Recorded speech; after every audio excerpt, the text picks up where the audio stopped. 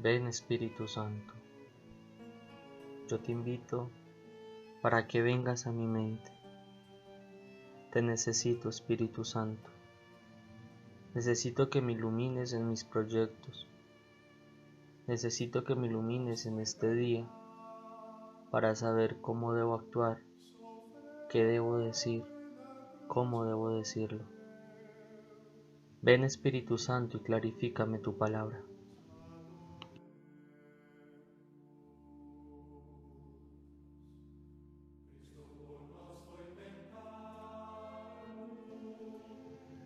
Señor, yo te invito para que me acompañes en este día, para que seas mi amigo, para que estés aquí conmigo. Yo quiero, Jesús, que tú conozcas mis proyectos, lo que hago, mis inseguridades y mis miedos. Hoy quiero que estés conmigo, Jesús. Yo quiero sentir tu presencia en este día.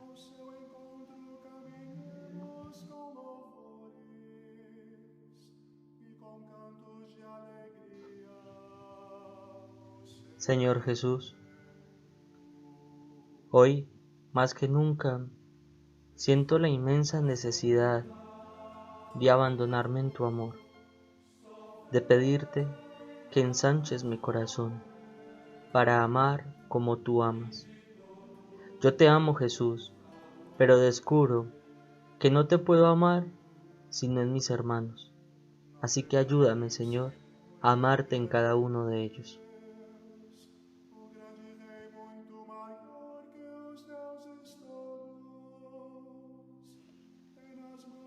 Evangelio según San Marcos.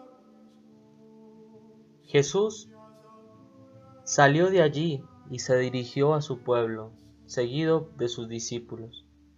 Cuando llegó el sábado, comenzó a enseñar en la sinagoga, y la multitud que lo escuchaba estaba asombrada y decía: ¿De dónde saca esto? ¿Qué sabiduría es esa que le ha sido dada y esos grandes milagros que se realizan por sus manos? ¿No es acaso el carpintero, el hijo de María, hermano de Santiago, de José, de Judas y de Simón? ¿Y sus hermanos no viven aquí en medio de nosotros? Y Jesús era para ellos un motivo de tropiezo. Por eso les dijo: un profeta es despreciado solamente en su pueblo, en su familia y en su casa. Y no pudo hacer allí ningún milagro, fuera de curar a unos pocos enfermos, imponiéndoles las manos. Y él se asombraba de su falta de fe. Jesús recorría las poblaciones de los alrededores, enseñando a la gente. Palabra de Dios. Gloria a ti, Señor Jesús.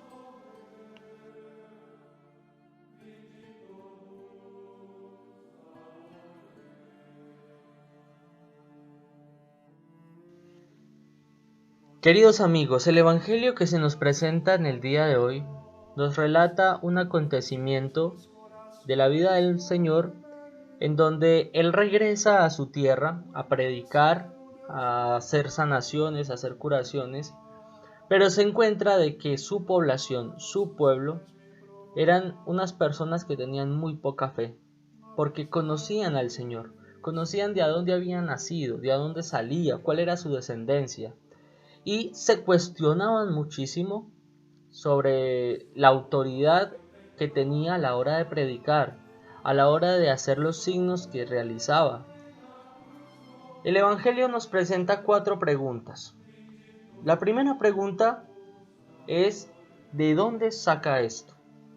Aquellos que están escuchando al Señor no entienden por qué el Señor habla de esta manera, con tanta potestad, con tanta fuerza. Recordemos que en pasajes anteriores nos decía Marcos que el Señor hablaba con tanta autoridad que los que lo escuchaban, los fariseos, se cuestionaban muchísimo por la forma en que predicaba. También nos preguntan o le preguntan al Señor qué sabiduría es esa que le ha sido dada y esos milagros que realiza. Ellos se sorprendían muchísimo por esos signos visibles del Maestro. se cuestionaban muchísimo al ver, por ejemplo, el Evangelio de ayer nos narraba 2 curaciones y una resurrección. La curación de la mujer con hemorragia y la resurrección de la hija de Jairo. Entonces, claro, ellos se cuestionaban muchísimo este tipo de signos concretos del Señor. Y también se preguntaban por la descendencia del Señor. Decían, este no es el carpintero, el hijo de María, el hijo de Simón, de Judas, de José y de Santiago. Muchos de nuestros hermanos separados, para refutar un poco la virginidad perpetua, el dogma de la virginidad perpetua de María, utilizan este pedacito, este párrafo del Evangelio para decir que Jesús tenía hermanos. Por consiguiente, la Virgen María tuvo más hijos.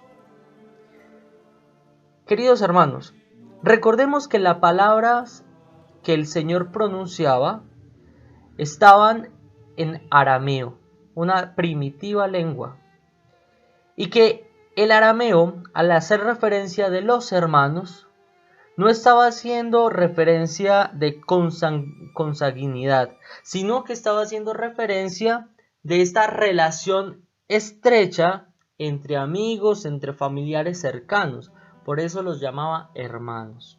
Pero en ningún momento se puede pretender tomar este párrafo de las Sagradas Escrituras para contrarrestar la virginidad perpetua de María. Eso sería como decir que vamos a decir que Jesús y María Magdalena estaban casados porque fue a la primera que se le apareció, una locura así. Es decir, el dogma de la virginidad perpetua, como su palabra lo dice, es un dogma, y este dogma es irrevocable, ¿sí? Nosotros creemos absolutamente en la virginidad de María antes, durante y después del parto. Pero estas personas que narra el evangelista son los discípulos más cercanos del Señor. Son aquellos que lo acompañan en todo su proceso, ¿sí? Los que están siempre con Él, de un lado para otro. Sus amigos más cercanos. Por eso les decían hermanos. Y por eso les decían, es que ellos han vivido en medio de nosotros. Nosotros los hemos visto y los conocemos. La segunda parte del texto del Evangelio es una parte bien simbólica porque se nos presenta la respuesta del Señor. Cuando el Señor empieza a darse cuenta de todo esto que le están preguntando, Él dice, un profeta es despreciado solamente en su pueblo, en su familia y en su casa. Esto nos cae plenamente a todos nosotros, en especial a los que vivimos una vida misionera activa. Porque ya nos ha pasado, nos ha sucedido que en algunos momentos en nuestras familias no somos tan apreciados. Es más, yo podría llegar a decir, en momentos podemos llegar a ser incluso hasta atacados, porque no entienden nuestra opción de vida, porque no entienden muchas cosas del seguimiento del Señor, que implica renuncia, que implica sacrificio, que implica desprendimiento. ¿Cuántos misioneros son literalmente calumniados, ofendidos, menospreciados por sus propias familias? Simplemente porque no entienden la opción de vida que este misionero o esta misionera han realizado, una opción radical de seguimiento de Cristo. Pero hoy el Señor nos lo advierte y nos dice, miren, es que es muy difícil que a ustedes los tomen como profetas en sus pueblos, en sus casas. Y el Señor nos impulsa con el ejemplo, porque miren qué lindo como termina el texto del Evangelio. Nos dice, Él responde y no puede hacer ningún milagro ahí en su pueblo, sino la curación de unos pocos enfermos, imponiéndoles las manos, y Él se asombraba de su falta de fe.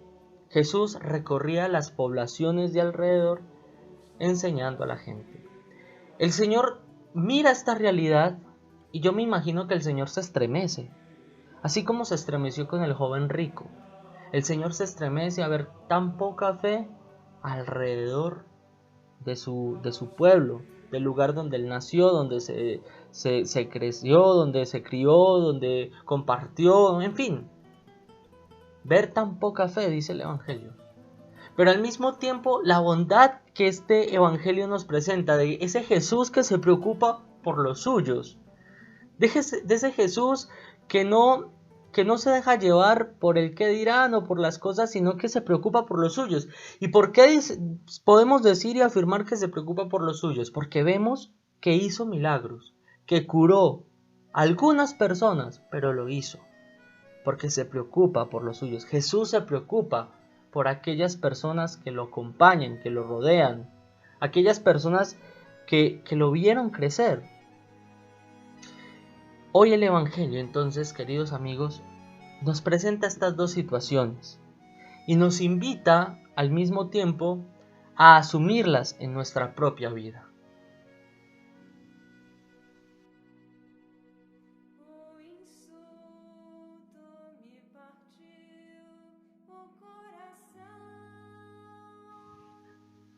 Hoy, a mí personalmente, el Evangelio me hace dos invitaciones muy concretas.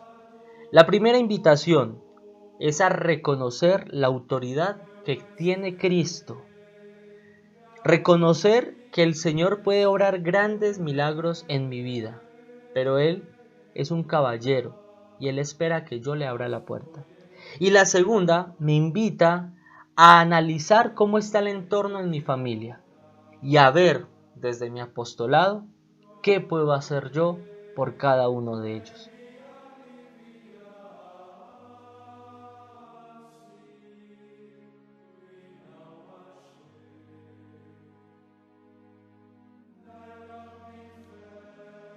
Hoy, Jesús, yo te doy gracias por esta palabra que me has regalado.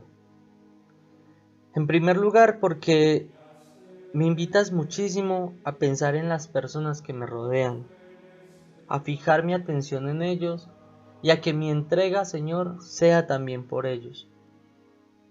Y también, Señor, me invitas a reconocerte como mi Dios, como mi Señor, como mi todo. Gracias, Jesús, por esta palabra que me regalas, porque la descubro como una prenda de tu amor.